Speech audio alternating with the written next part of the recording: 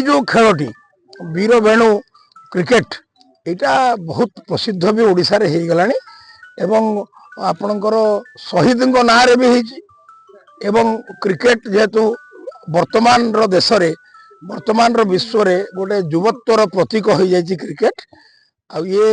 8 दिन व्यापी तार जो आम अच्छी एक प्रकार रो ऑल इंडिया कहले अत्युक्ति होब ना आज टीम जमती झारखंड रू आछंती तो तेणु ये क्रिकेट रो ए टूर्नामेंट रो गोटे स्वतंत्रता ओडिशा रे माने प्रतिष्ठित हो गलानी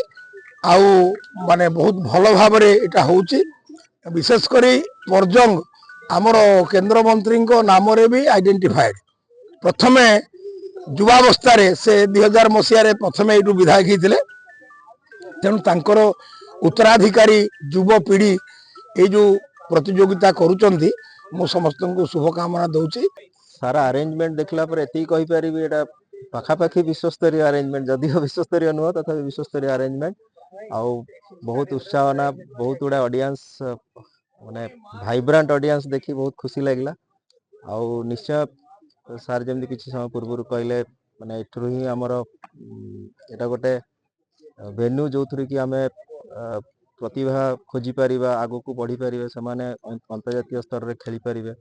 से सब इंफ्रास्ट्रक्चर पई डेफिनेटली सार माने आगो को आपण मानक सहायता करिवे। जदि आपंक आम भिडी भल लगा तेब आम चैनल को लाइक शेयर और सब्सक्राइब करने को जमा भी भूलु नहीं।